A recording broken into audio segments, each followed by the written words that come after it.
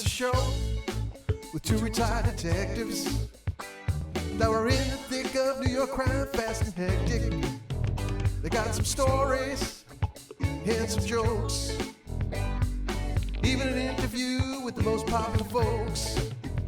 Off the cuff, off the cuff. One episode just ain't enough.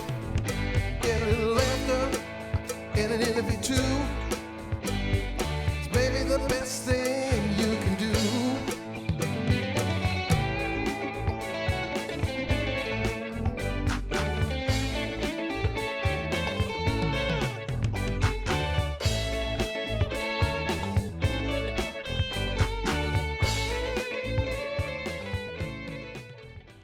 I don't know who OIC that is in the chat. Maybe this is Sammy.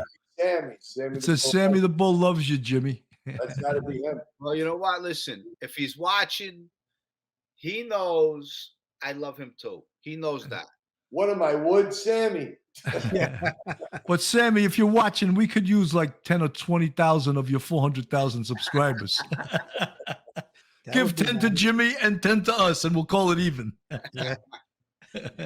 I tell you, when we had him on, you could tell, you know, I talked to him on the phone a couple of times, Bill and I, and then Tommy and I, and he's got a personality, just like you, Jimmy. You're a great storyteller, and I think that's part of the whole thing with the YouTube stuff. He's got a certain way about him, and when you tell your stories, Jimmy, I grew up in a neighborhood, and a lot of them make sense to me.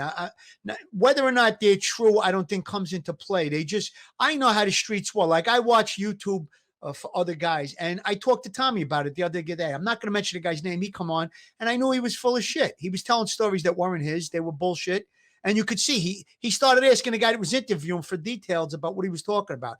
But your stories and Sammy's stories, now I know that the way the life was a little bit from growing up around it in the neighborhood, and certain things, like he would say, well, this is how we handle this. And I says, you know what? That makes sense, because, like, for instance, when he said that he went to a guy's door, a made guy, when the guy made a pass at his wife or flirted with his wife, he had a gun in his hand behind his back. He rang the doorbell. The wife answered and asked for the guy. The guy wasn't there, and he left. They called him to a sit down. Did you go there with a gun? He went to the sit down. He knew he could have been killed, but he says, no, I went there. Yeah, I had a gun. He admitted the whole thing.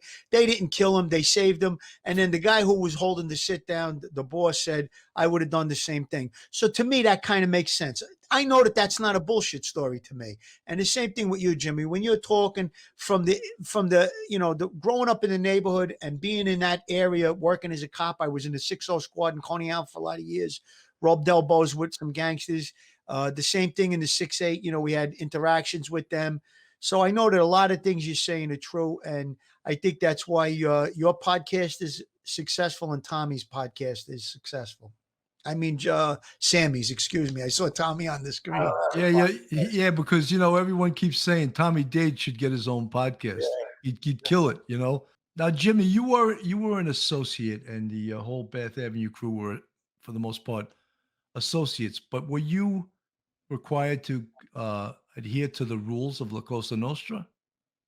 Well, look, in my neighborhood, you could get killed very quick.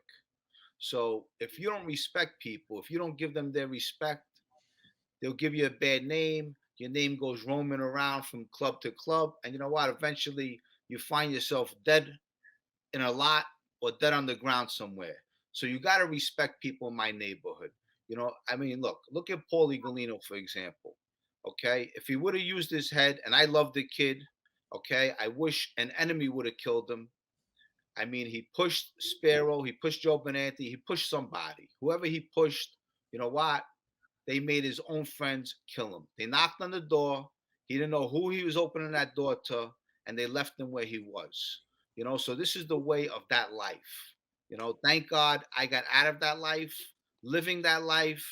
When I was living it, I liked it. I looked up to the wrong people. But once I grew up, I became a man. I realized, you know what, this is a life I don't want anymore. And thank God I have 2 children, and I straightened my life out. Now, I just want to read what someone just wrote about Jimmy, because it's sort of nice. Oh, I see that wrote, Jimmy Calandra has a street PhD. Also, historic truth. Jimmy is saving the history of the mob and the streets. I think that's pretty nice. Don't you think so, Jim? Truth. Jimmy don't make up stories, as he goes along, just to make himself, I don't know, to build street creds. He don't need to prove himself to nobody anymore in the street. He just tells it like it is. He tells the true stories of what happened. That's why his stories are so interesting. And listen to me, these stories, everybody, whether they hate, they're going to say they hate, them, or they don't. It's people are intrigued by them, and we as cops were intrigued by them, and we were interested in them. And who better to get a handle on it? Listen, if you were a squad commander and I worked for you, and I just told you, Sammy the Bull called me and he's looking to come in, sit in the interview room and tell me everything he knows, you're going to say, I don't want to talk to him. You know what I mean? Oh, of course you'd say bring him in. Come on. Sammy taught me things that I would never have known in a million years, and so did Jimmy, and how, and I mean, now it's all over with. Now that's not the only subject me and Jimmy talk about. It's not the only subject me and Sammy talk about. Tommy, I think you explained that pretty well, because, people criticized us. Oh, you guys are cops and you had Sammy the Bull on your show. And I said, well, what do you think we did when we were cops? We interviewed people that did crimes. So what difference is it that we're doing it? Now, Tommy, you never fought Joe Murray in the ring when you were a cop, right? No. We used to go, we used to train at a Starrett City boxing gym when I was on the team, and they would just put you in and out of the ring, like get in for 3 with this guy, get out for 4, and you could be going in there. There's a guy I remember was training for the Golden Gloves. He was a heavyweight, Tommy Kadai, great guy, and he would come over and they put me in the ring with him. And when you got hit by him, it was like getting hit in the mouth with bricks, But they would just keep rotating you around, and then there were the smokers. That most of the smokers, if you were on the team, you won against any of the cops that were just never boxed before, But and then when we fought for real, we fought against Denver, against the fire department, against LAPD, against London, things like that, But we sparred everybody inside Starrett City. Hey, that's, people don't understand how tough it is to box. I mean, everyone thinks they can, put me in there for 3 minutes, and then they need an ambulance after 3 minutes of trying to just hold their hands up for 3 minutes, right? Those matches were funny, and I've seen a couple where guys were on the team and knew how to fight, and guys would think nothing of it and want to get in the ring with them. I saw some guys get knocked out pretty bad, Hey, Tommy, Joe Murray says in the chat, Tommy, towards the end of my career, I was partners with Johnny Doyle, 2 heavyweight fighters on patrol together. Did you know Doyle? Yes, I did. Tough guys. And ask him, he remembers, of course, Ricky Frazier. Yeah, Ricky Frazier fought the what's his name, the middleweight champion of the world. Ricky Frazier fought Jones. Yeah. Roy Jones Jr. Roy Jones Jr. Yeah, and Ricky was a tough guy. There was some real tough guys in that gym. You know what I mean? They're really. I had in my anti-crime. I think you know him, Joey Cintron. Yes. Little guy, but tough little guy. He was the best anti-crime follow guy. Listen, there's a guy named a fighter named Timmy O'Neill. He was a pro fighter, so we used to spar in a ringside gym where Toro Gatti fought. And Timmy's brother was on the NYPD boxing team. He was 140 pounds, and I was like 225. And we were sparring up in the gym, and I swear to God, it's probably the only time I ever really went down. And this kid was a southpaw and hit me straight with a straight left hand to the jaw. And all I remember is opening my eyes. I was on my behind, So it don't matter how big you are. Some guys.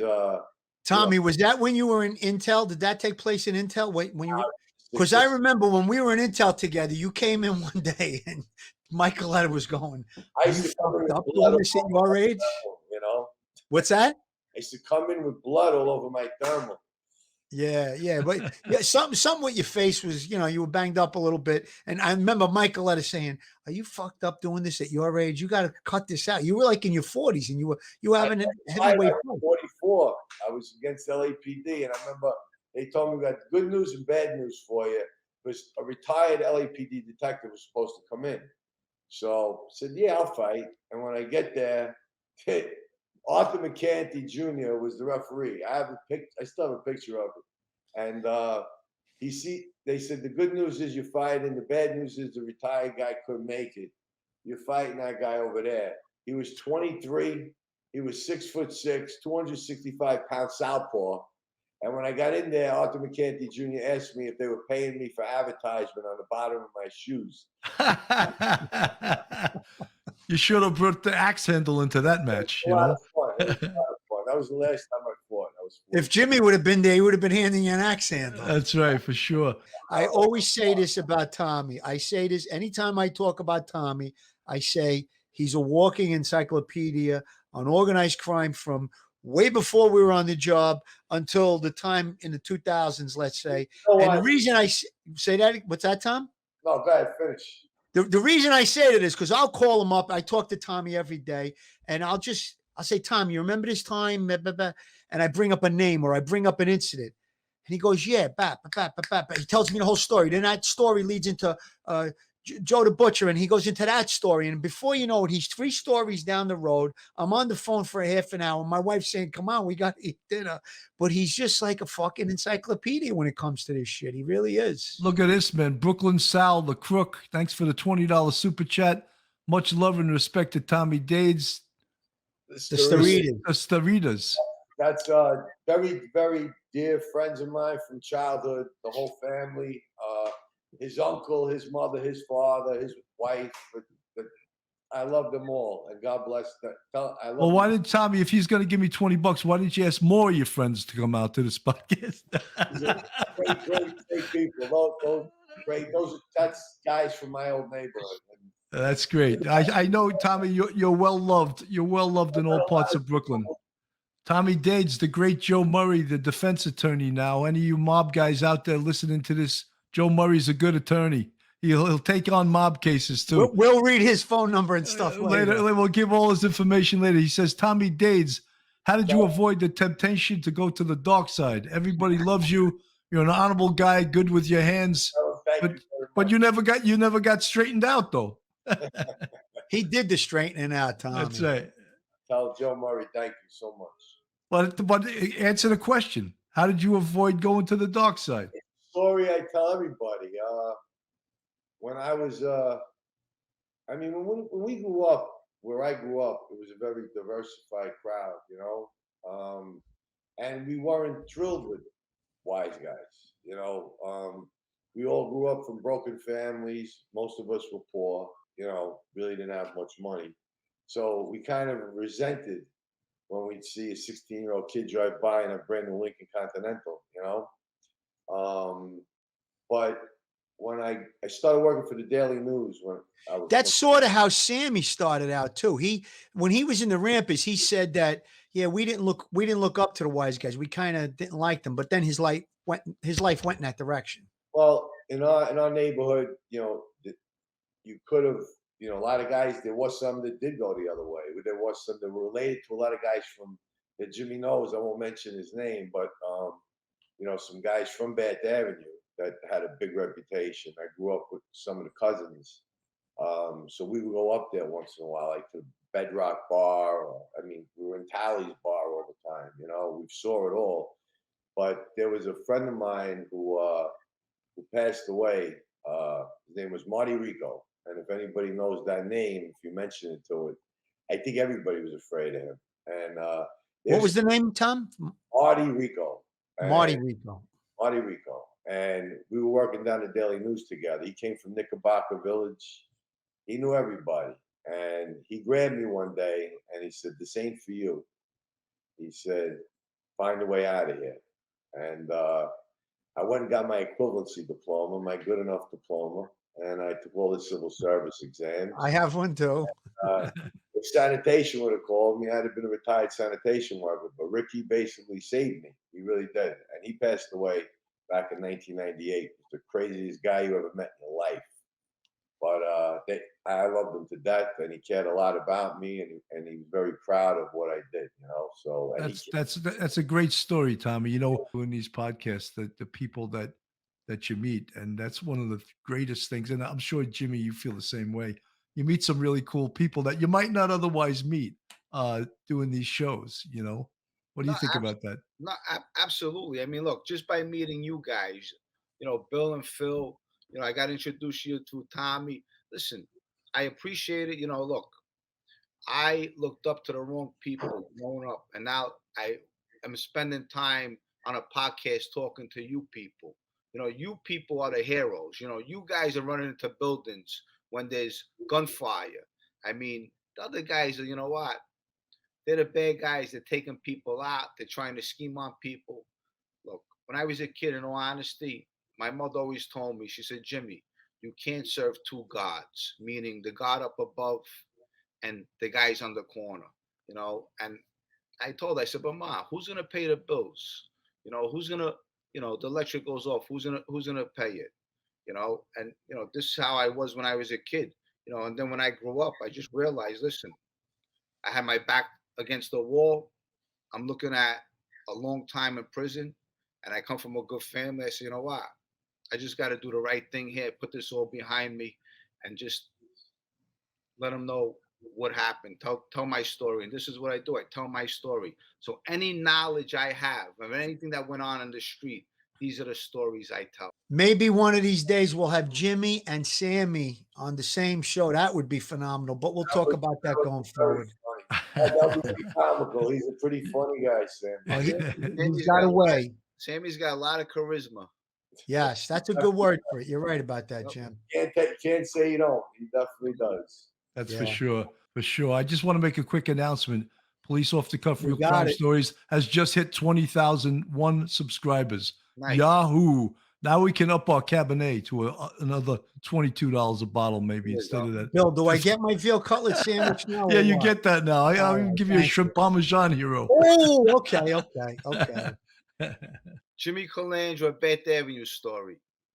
Please subscribe to Jimmy's because he's got to catch up to us. I got to catch up to these guys. They're going to burn me out, these guys. And Jimmy, we'd love to have you come back on again at another time if you'd like to. Absolutely. You know, because this seemed to go so damn fast. And, you know, people, they love these stories, you know, and, you know, we'd love to have you on again. As you keep growing, we'll keep growing. And folks, again, if you're not subscribed to Police Off the Cuff, please go on the YouTube, hit the subscribe button, ring the bell, give us the thumbs up. One episode just ain't enough.